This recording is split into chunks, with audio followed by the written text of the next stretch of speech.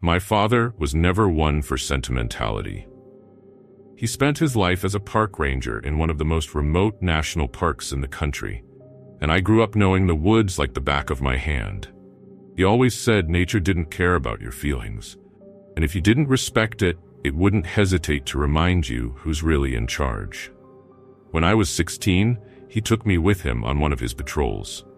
It wasn't the first time I'd tagged along, but it was the first time he'd brought me out on an overnight shift. He said it would be educational, but there was something in his tone that felt off. He was quieter than usual, his face set in that unreadable way that told me not to ask questions. We left the station just before dusk, loaded down with supplies. His old Jeep creaked and groaned as we drove into the thickening forest, the trees swallowing the last light of the day. The air was heavy with the scent of pine and damp earth. "Listen to me," he said as we parked at the trailhead. His voice was low, almost a growl. "Stay close to me, no wandering off, no trying to prove how brave you are, you hear me?" "Yes, sir," I muttered, though his warning set my nerves on edge. We set off down the trail, his flashlight cutting a narrow path through the growing darkness. The woods felt different at night, less like the familiar playground of my childhood and more like something ancient and unknowable. The usual chorus of crickets and rustling leaves seemed muted, as if the forest were holding its breath. We walked for miles, checking campsites and trail markers. Everything was routine until we reached a clearing near the edge of the park's boundary. The campsite there was empty, but something about it made my skin crawl. The fire pit was cold, but the ashes were scattered, as if someone had kicked them in a hurry. A single folding chair lay on its side, one leg bent at an awkward angle. My father's jaw tightened as he scanned the area. "Stay here," he said, dropping his pack and pulling out his radio. I watched as he circled the clearing, his flashlight sweeping over the ground.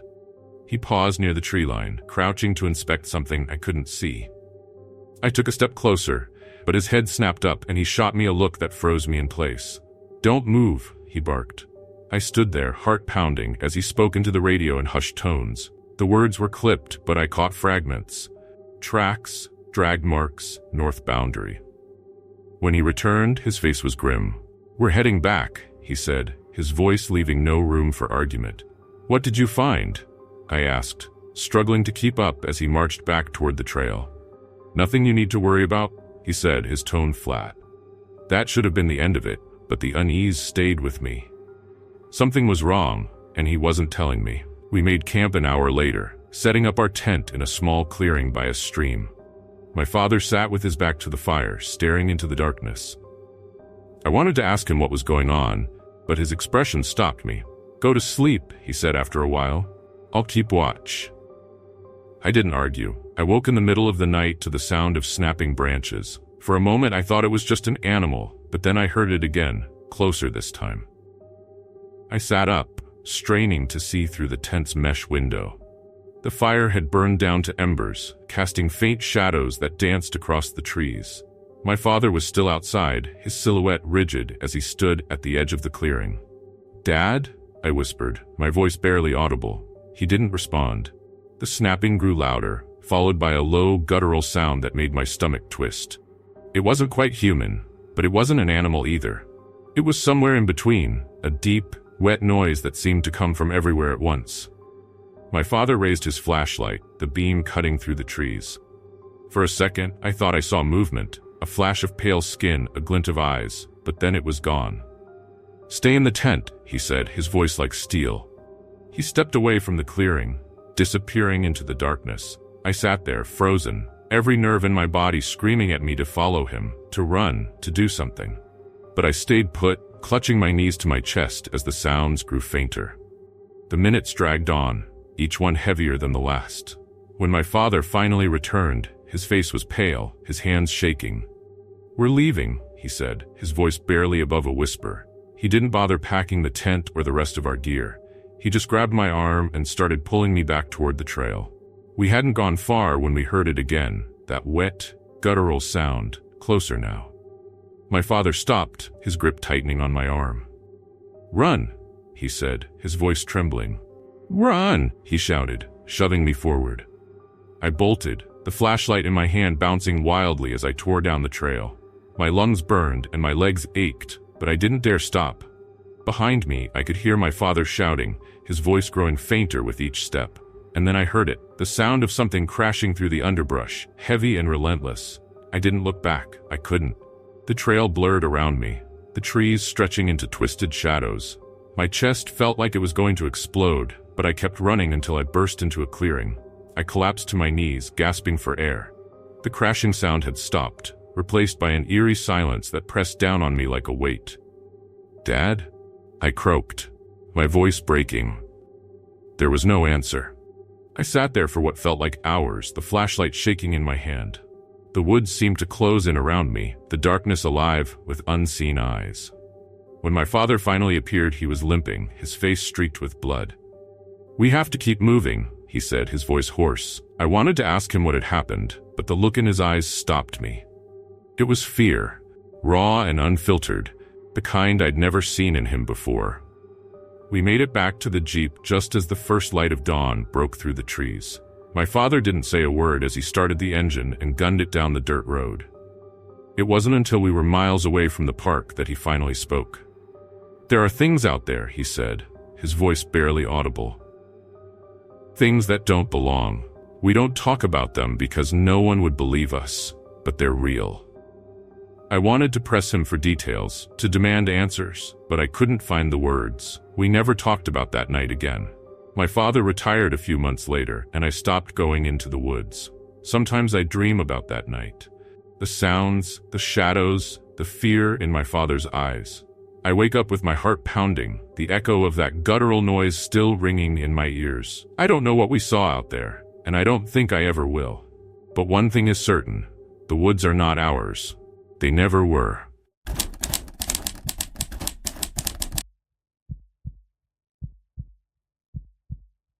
The first thing you need to know is that I didn't take the job because I wanted it. I took it because I needed it. Being a night shift security guard at a derelict shopping center isn't anyone's dream career. But when you're drowning in bills, choices evaporate. The mall's glory days were long gone. A few stores still clung to life. Some discount clothing outlets, a tacky arcade, and one of those pop-up Halloween shops that always smells like plastic. But most of the storefronts were sealed behind corrugated metal gates, their signs faded or removed entirely. The parking lot, massive and sprawling, rarely saw more than a dozen cars during the day. At night, it was a black ocean of cracked asphalt and flickering sodium lights. The job was simple on paper. Patrol the property, check the cameras, write up anything unusual. But unusual was subjective. For the day shift, that meant chasing off loitering teenagers or catching shoplifters. For me, it meant surviving the hours between midnight and 6 without losing my mind. The first few weeks were uneventful. Just me, the hum of the security monitors, and the occasional raccoon scuttling through the garbage bins. But around the third week, things started to shift, subtly at first. It was past 2 a.m., and I was doing my rounds. The mall was quiet. Eerily so. Even the usual creaks of the old building seemed muted. My flashlight cut through the darkness, illuminating the dusty tiles and empty storefronts.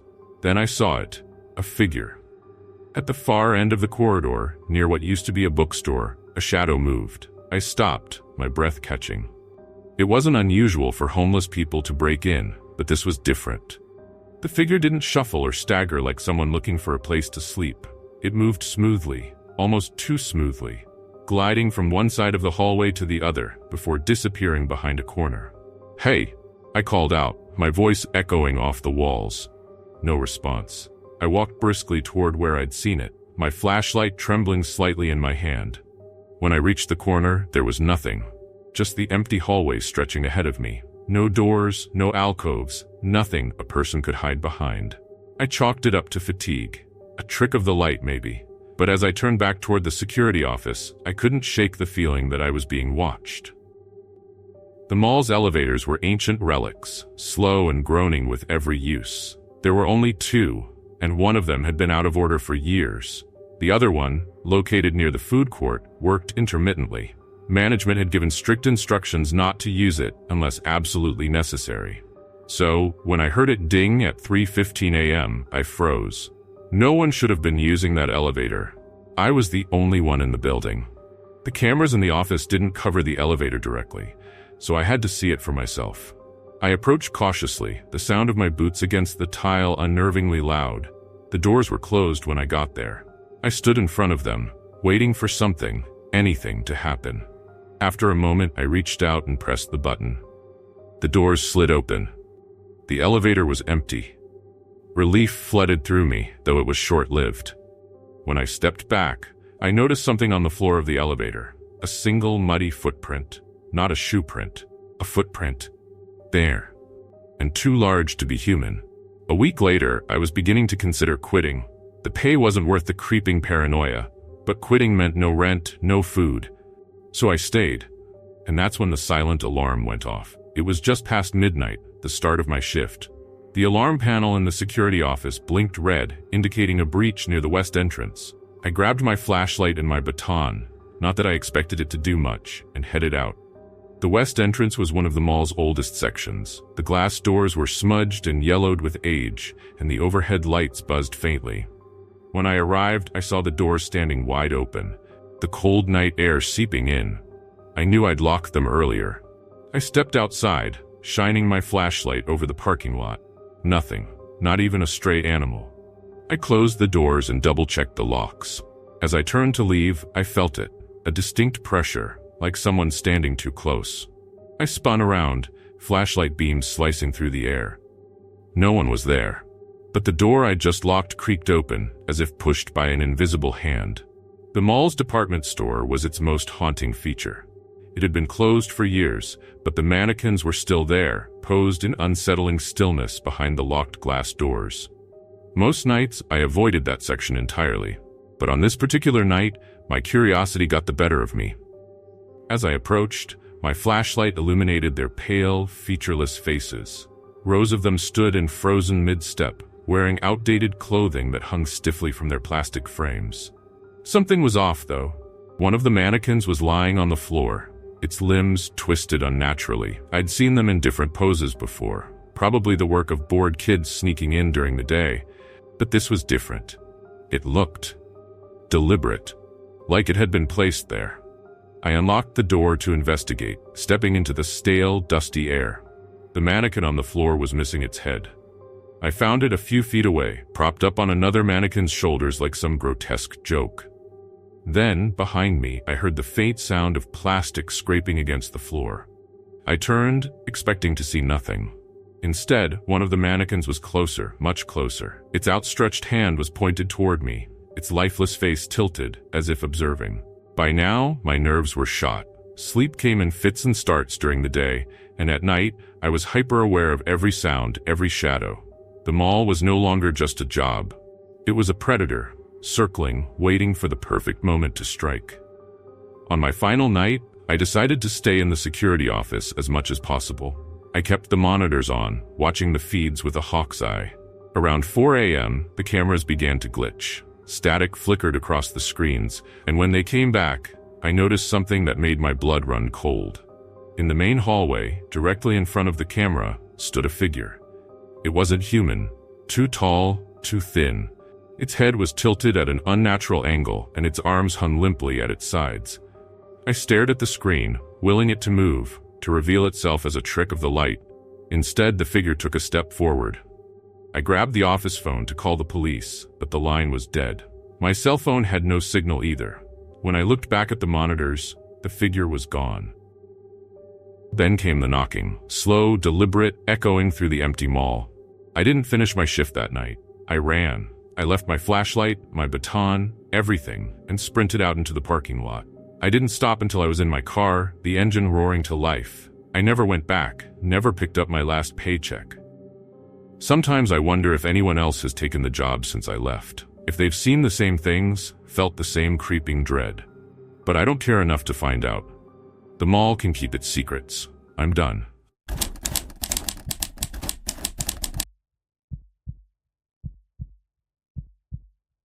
I always thought working the night shift at the front desk of the Heartwood Grand Hotel was easy money.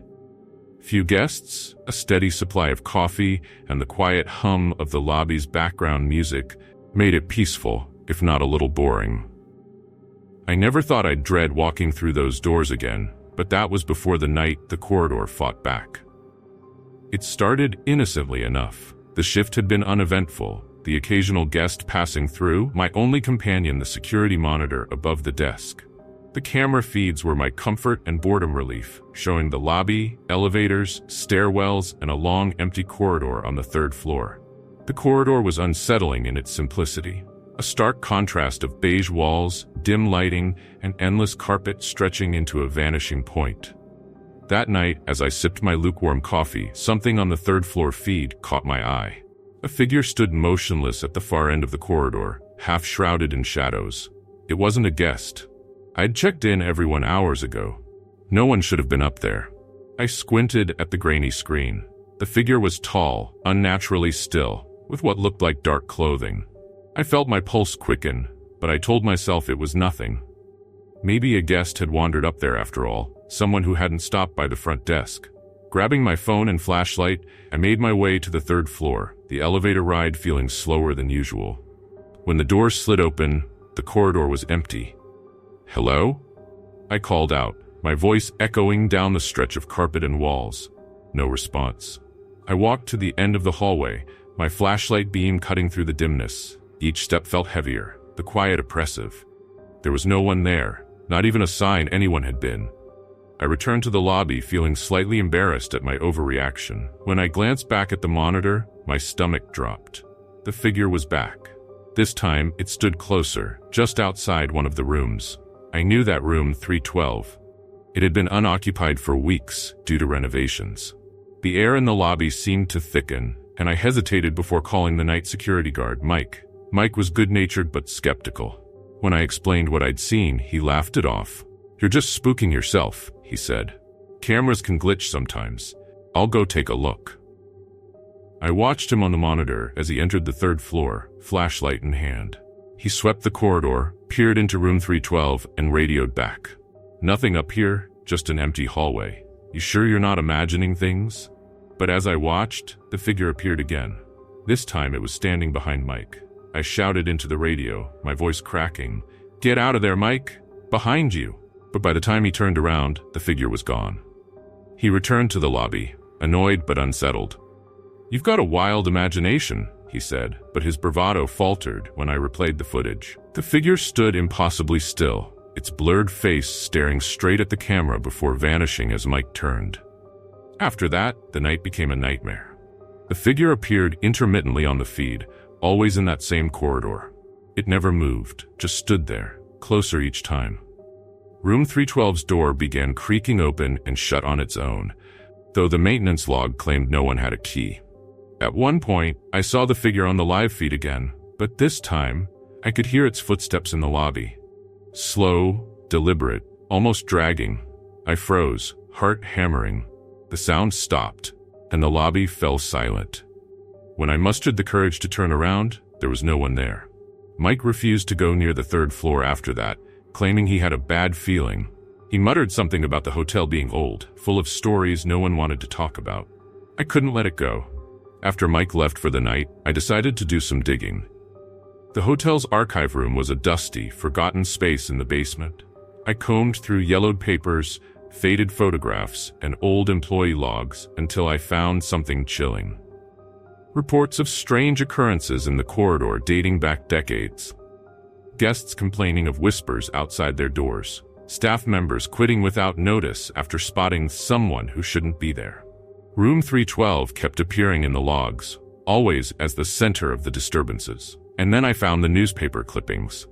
In 1968, a man named Arthur Grayson had checked into room 312. He was described as reclusive, keeping to himself, until one night he disappeared. The staff found his belongings, but no trace of him. His last known location? The corridor. As I pieced the story together, a low hum filled the archive room. The fluorescent light above me flickered and buzzed. I looked up, half expecting to see the figure, but it wasn't there. When I returned to the lobby, the monitor for the third floor feed was black. I stared at the blank screen, dread twisting in my gut. Suddenly, the screen flickered back on, and I gasped. The figure was there, but now it was staring directly into the camera, its face fully visible. It wasn't a face at all. It was a void, a swirling darkness that seemed to pull me in, the edges of the screen warping. My head spun, and I gripped the desk to steady myself. The screen cut to static, and a sharp, guttural voice whispered through the lobby speakers, "Leave." I didn't need to be told twice. I grabbed my bag and bolted, not even clocking out. I didn't return to work the next day, or ever again. But the hotel didn't let me go so easily. I started having nightmares of the corridor, endless and suffocating, with the figure always waiting for me at the end. My phone buzzed at odd hours with no caller ID, the static-filled voice repeating, "Leave." Eventually, I moved to a new city, changed my number, and blocked the hotel from my mind. Or at least I tried to. A few weeks ago, I saw a news article about the Heartwood Grand. It had been shut down, condemned for safety violations, after part of the third floor collapsed. Room 312, they said, was the worst affected. The article included a photo of the corridor. In the background, barely visible, was the figure. It wasn't done watching me.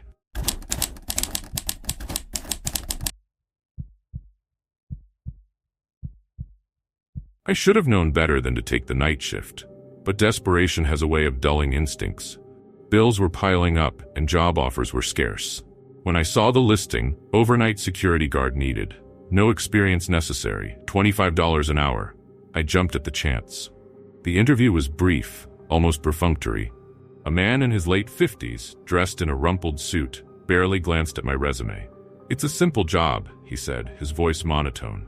"Sit in the booth, watch the monitors, and patrol the building twice a night. No visitors, no disturbances. Think you can handle that?" I nodded. He didn't seem convinced, but he shrugged. "You start tonight." The building was an old warehouse, converted into a storage facility. It loomed in the industrial district like a forgotten relic, its windows dark and grime-streaked.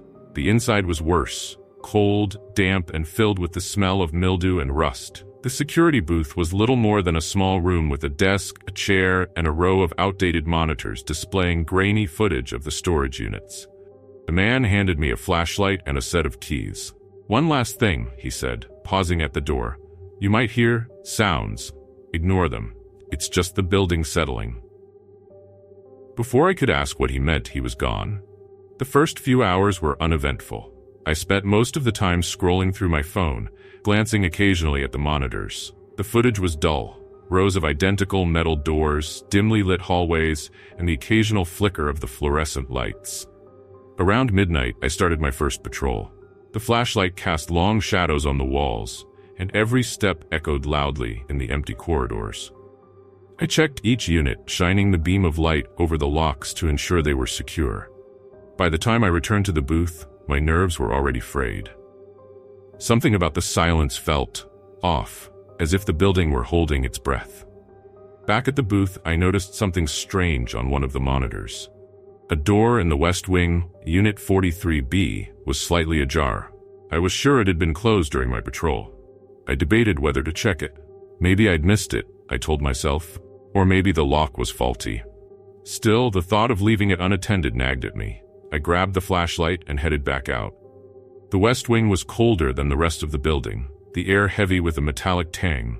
As I approached Unit 43B, I felt a subtle vibration beneath my feet, like a low hum resonating through the floor. The door was indeed ajar, just enough to reveal a sliver of darkness beyond. I hesitated, then pushed it open. The unit was empty, just a concrete floor and 4 bare walls. But the hum was louder now, a deep, almost electrical buzz that seemed to emanate from the walls themselves. I shone the flashlight around, but there was nothing. No wires, no machinery, nothing to explain the noise. As I turned to leave, I heard a faint click behind me. The door had swung shut. My chest tightened, and I rushed back to the door, twisting the handle. It opened easily, but the hallway outside was different. The lights were dimmer, the walls streaked with something dark and wet. I hurried back to the booth, but the monitors showed no sign of what I'd seen. The hallway outside Unit 43B looked normal. Maybe I was imagining things. The hours dragged on, each second stretching into an eternity. I tried to distract myself, but my eyes kept drifting back to the West Wing monitor. The door was closed now, but something about it felt wrong. At 3 a.m., I started my second patrol. This time I avoided the west wing, sticking to the main corridors. Everything seemed normal until I reached the east wing. The air here was warmer, almost humid, and the faint scent of something rotten lingered in the air. I quickened my pace, eager to return to the booth. That's when I heard it, a soft, rhythmic tapping coming from somewhere behind me. I froze, the flashlight trembling in my hand. The tapping grew louder, more insistent, echoing off the walls. I turned slowly, sweeping the beam of light across the corridor. Nothing. The tapping stopped. Then, from the corner of my eye, I saw movement. A shadow darting across the edge of the light. I spun around, but the corridor was empty. Back in the booth, I locked the door and slumped into the chair. My hands were shaking, and my breaths came in shallow gasps. I stared at the monitors, half expecting to see the shadow again. But the screens showed nothing unusual, just empty hallways and closed doors. At 4 a.m., the power flickered. The monitors went black for a moment before sputtering back to life. When they did, the West Wing camera showed something that made my blood run cold. The door to Unit 43B was open again, and this time there was someone standing inside. The figure was tall and gaunt, its features indistinct in the grainy footage. It didn't move, didn't even seem to breathe. It just stood there, staring at the camera. I don't know how long I stared back, frozen in place. When I finally mustered the courage to look away, the clock read 4:15. I turned back to the monitor. The figure was gone. At 5 a.m., I made my final patrol. The building felt different now, as if it were alive, watching me. Every creak of the floorboards, every flicker of the lights set my nerves on edge. When I reached the West Wing, I found the door to Unit 43B wide open. I should have ignored it, should have walked away. But something compelled me to look inside. The hum was back, louder than ever, reverberating through my chest. The walls of the unit were no longer bare. They were covered in scratches, deep grooves carved into the concrete. In the center of the room was an old wooden chair. And sitting in the chair was a figure. It was the same one from the monitor, tall, gaunt, its features blurred as if I were looking at it through frosted glass. It turned its head slowly, its gaze locking onto mine. "Leave," it said, its voice a low growl that seemed to vibrate through the air. I didn't need to be told twice. I ran, my footsteps echoing through the empty halls. I didn't stop until I was outside, gasping for air in the cold morning light. I quit that day. I didn't bother collecting my paycheck, didn't even call to explain. I don't know what I saw in that building.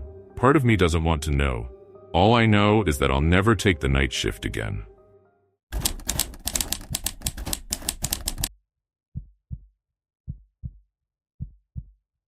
I had worked at St. Raphael's Church for nearly 5 years. It wasn't glamorous work, but it was a job. Sweeping the halls, mopping the floors, and keeping the old place in order. Simple, monotonous tasks. But as the custodian, I had become something of a fixture in the building. I knew every creak in the floorboards, every draft in the air, and every peculiar corner of that church. It was a cold, biting night in late November when I first noticed the piano. I remember the exact moment. It was nearing midnight, and I had finished cleaning the main sanctuary. The silence in the church was suffocating, as it always was during the late hours. It was a silence that you could almost feel pressing against your skin, thick and heavy. Yet that night, it felt different. It felt broken. I was at the back of the church, gathering my cleaning supplies when I heard it. A soft, eerie melody floating down from the attic above. The sound of a piano, delicate but persistent, as if played by invisible hands. The music was unsettling, out of place in a building like this. St. Raphael's was an old church, but it didn't have a piano. The sound was faint at first, just barely audible, but it quickly grew louder. I froze. The note carried on the cold, musty air, dragging its way into my bones. My first instinct was to ignore it. Maybe it was just the wind, I thought, or some trick of the building settling. But deep down, I knew it wasn't that simple. I had to investigate. I grabbed a flashlight and climbed the narrow staircase that led to the attic. The church was long abandoned after hours, save for me. Most people avoided it at night, and I couldn't blame them. The building always seemed to have an oppressive energy at night, something that hung in the air like a shadow, weighing on your chest. As I ascended the stairs, the sound of the piano grew louder, almost mocking. The melody was repeating itself over and over, like a broken record. But there was something strange about the notes. They weren't in tune. The music wasn't a simple, serene tune, but a warped, discordant version that felt wrong. It twisted my stomach into knots. Reaching the attic door, I hesitated. I felt the cold metal handle beneath my palm, the faint tremor in my hand. I couldn't explain why I was so hesitant. It was just an attic, just an old room where the church stored its ancient relics. There was nothing up there. But the music, God, that music, it was driving me to the edge. I threw open the door. The attic was exactly as I remembered it, dim, musty, filled with forgotten objects covered in dust. The beams of the flashlight cut through the gloom, revealing old furniture, tarnished chandeliers, and stacks of old hymnals. Nothing had changed since my last trip up here, years ago. But what stood out now, what I hadn't noticed before, was the absence of the music. The piano had stopped. For a moment, I stood there, disoriented. I expected to find the source of the sound. Maybe a broken old radio or an automated music box, something that had triggered in the night. But no, there was nothing. Just the cold silence of the attic, hanging in the air like a cloud. I began walking further into the room, scanning the corners, shining my light over every surface. But the longer I searched, the more it felt like I was being watched. A chill swept over me, creeping down my spine, making my skin crawl. I turned sharply, half expecting someone or something to be standing behind me. There was nothing, only the dust, the relics, the forgotten memories of the church. But then a sound. A soft tapping. It came from the far corner of the room, not the sound of footsteps, but something more deliberate, more patient. I aimed the flashlight at the corner. Nothing. The tapping stopped. I turned back toward the door, heart pounding. This was absurd. There was no piano in the church. There had never been a piano in the church. I was starting to feel like I was losing my grip on reality. The whole situation felt wrong. Then, just as I was about to leave the attic, I heard it again. The music. This time it was even louder, louder than before. The discordant melody seemed to fill the room, as if the very walls were vibrating with it. But this time it was accompanied by something else, a whisper. At first, it was too soft to understand, but then I heard it clearly, a voice calling my name, deep and slow, like it was being dragged through the air. John. My breath caught in my throat. I turned around, searching for the source of the voice. But there was nothing. Only darkness and silence. But I felt it, a presence. It was there in the room with me. It wasn't a person, it wasn't a spirit. It was something older, something that didn't belong. The air itself had thickened, as if it was alive, as if it was pressing in on me from all sides. The whispers continued, but now they were louder, clearer, overlapping. It was as if 1,000 voices were speaking at once. John, come closer. I shook my head, my hands trembling. I couldn't breathe. I wanted to scream, to run, but my body wouldn't move. My legs felt like stone rooted to the floor. I don't know how much time passed. Minutes? Hours? It didn't matter. The air was getting heavier, suffocating. The music was all around me now, drowning out everything else. I turned, desperate to escape, and stumbled toward the door. But as I reached for the handle, I felt a cold grip on my shoulder. It wasn't like a hand. It was more like the air itself had turned to ice, wrapping around me. I couldn't move. John. The voice hissed again, and this time it was not just a whisper but a scream, an agonized sound that echoed in my skull. You shouldn't have come here. I gasped, spinning around, but saw nothing. The attic was empty. Empty. Save for the presence, the feeling of something so ancient, so twisted, that it threatened to tear apart my mind. I wrenched open the door, stumbling into the dark hallway of the church. The piano music stopped immediately. The silence that followed was so overwhelming that it felt like it would crush me. I made it down the stairs, back to the sanctuary, my heart racing. I wanted to leave, to get away from the church. But I couldn't. Something was holding me there. I glanced back at the stairwell that led to the attic, but I couldn't bring myself to go back.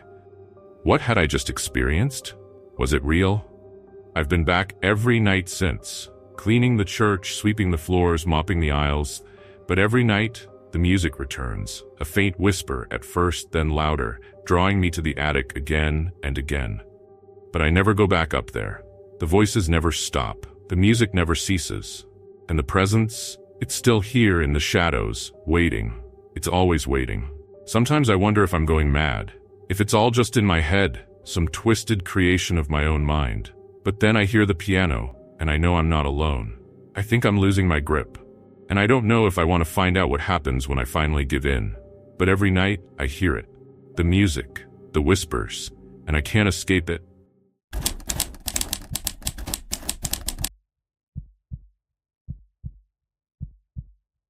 The hospital at night has a soul of its own. Shadows stretch long under flickering fluorescent lights, the hum of the HVAC system filling the sterile air. It was during my 3rd year as a night shift nurse when I encountered something that would change me forever. A memory that still feels too unreal to be true, but the scars in my mind remind me otherwise. I worked on the 3rd floor, but that night, staffing shortages pulled me to the basement level, where the morgue sat in eerie silence. As the only nurse on duty down there, I told myself it would be a quiet night. Patients upstairs were stable, and the lower level rarely saw much activity after hours. My job was simple: monitor the storage room inventory and ensure the deceased were logged correctly until the morning team took over. Around midnight, I grabbed a cup of bitter, lukewarm coffee from the vending machine. My shift had been uneventful so far. A dead silence enveloped the halls, pun not intended. I was reviewing paperwork near the supply room when the intercom crackled faintly. No announcements followed, just static. Typical. This ancient building seemed to have a mind of its own. The elevator dinged faintly in the distance, signaling its arrival on the basement level. I looked up instinctively, but no one stepped out. The steel doors slid shut, and the silence returned. 15 minutes later, I made my way toward the morgue. It was part of my rounds, though I dreaded this part. The morgue always felt colder, even compared to the rest of the basement. The smell, a mix of antiseptic and something faintly metallic, clung to the air. I pushed open the heavy door and stepped inside, the motion sensor lights flickering awake. 6 body bags lay lined on the stainless steel gurneys, each labeled with a patient ID. Death was a routine part of the job, and yet, standing alone amidst the stillness made the hair on my arms prickle. As I checked the logbook, a faint sound broke the silence. It was subtle, like fabric brushing against metal. I froze. It had come from the farthest corner of the room. My gaze darted toward the last gurney. The body bag there, the one zipped tightly shut, seemed to tremble ever so slightly. My pulse quickened. "No," I whispered to myself. "It's just the air currents from the HVAC." Clutching the clipboard tighter, I took a hesitant step closer. The movement stopped. I exhaled shakily, laughing under my breath. "You're losing it," I muttered. Then it happened again. This time, the bag shifted more noticeably, the bulge inside pressing against the vinyl as if trying to escape. "Is someone?" My voice faltered as I forced myself to step closer. Could it be a mistake? Could someone have been pronounced dead prematurely? My rational mind raced, trying to recall any recent cases of patients being transferred here without due diligence. But no, that was impossible. I reached for the corner of the bag, my gloved fingers trembling. "Hello? Can you hear me?" I asked, barely above a whisper. No answer. Summoning every ounce of courage, I grabbed the zipper and began to pull it down, inch by agonizing inch. The overhead lights flickered as the bag's contents were revealed. A middle-aged man, his pale, lifeless face staring upward. His eyes were closed, his mouth slightly agape. He wasn't breathing. Relief washed over me. "It's just in your head," I told myself firmly, but then a faint whisper reached my ears. "Help." I stumbled back, nearly dropping the clipboard. My heart hammered as I stared at the man. His lips hadn't moved, his body remained motionless, but I heard it again. "Help me." The sound wasn't coming from the room. It echoed in my mind, soft but unmistakable. I clutched the side of the gurney for balance, my legs threatening to give out. Frantically, I checked the man's wrist for a pulse. Nothing. His skin was ice cold. He was gone, or at least, he should have been. I zipped the bag shut with shaking hands and stepped back, my breath shallow. I wanted to leave, to run up the stairs and never look back, but something compelled me to stay. I glanced at the clipboard again, scanning the patient's details. Name, Daniel Hargrove. Age 48. Cause of death, cardiac arrest. The name stirred something in me, a vague memory I couldn't quite place. I hurried to the nearby computer and logged into the hospital's database. Searching his name brought up a flurry of reports. As I read, my stomach churned. Daniel Hargrove had been convicted of unspeakable crimes, kidnapping, torture, and murder. His victims were young women, their bodies buried in shallow graves near his remote cabin. He'd died of a heart attack while awaiting trial. The whispering grew louder now, filling the room like a sinister chorus. "Help me. Please." It wasn't just one voice, it was many, overlapping in anguish. I staggered back, clutching my head. "Stop," I shouted. The voices ceased, replaced by a heavy silence. Then the lights went out. Darkness engulfed the room, broken only by the faint glow of the emergency exit sign. My breathing sounded deafening in the stillness. Somewhere in the shadows, a metallic clang echoed, a gurney being pushed. "No, no, no," I whispered, fumbling for my flashlight. When I finally turned it on, the beam landed on the body bag I had just zipped. It was upright. The bag swayed slightly, as if something inside was struggling to break free. I couldn't move. I couldn't scream. I watched in paralyzed terror as the zipper began to slide down on its own, revealing Daniel's face once more. His eyes snapped open, milky and lifeless, yet they bore into me with an intensity that froze my soul. "Why didn't you help me?" he rasped, his voice a guttural growl. "You're dead." I stammered, backing away. "Dead," he let out a dry, hollow laugh. "So are they, all of them, and now so are you." The whispers returned, louder and more insistent. Shadows writhed along the walls, taking the shape of faces, anguished, screaming faces. The air grew heavy, pressing against my chest like an invisible weight. I bolted for the door, but it wouldn't budge. My flashlight flickered and died, plunging me into darkness once more. "Help us," the voices cried. The last thing I remember before losing consciousness was the sensation of cold hands gripping my arms, pulling me back toward the gurney. When I woke up, I was in a hospital bed upstairs. My colleagues told me I'd been found unconscious in the supply room, my face pale and my pulse weak. They chalked it up to exhaustion, dehydration, and an overactive imagination. But I know what I saw. I know what I heard. Daniel Hargrove's body was never accounted for. His gurney was empty. When the morning staff arrived, the bag discarded on the floor. The database entry with his name had vanished as if he'd never existed. To this day, I avoid the basement level. But sometimes in the quiet hours of the night, I still hear the whispers calling my name. "Help us." Thanks for joining us in the shadows tonight. If you enjoyed these chilling tales, don't forget to hit that like button and subscribe for more spine-tingling stories every week. Have you got a story of your own? Share it in the comments below. We love hearing from you. And remember, the darkness holds many secrets. Are you brave enough to uncover them? Until next time, keep your lights on and your doors locked. Sweet nightmares.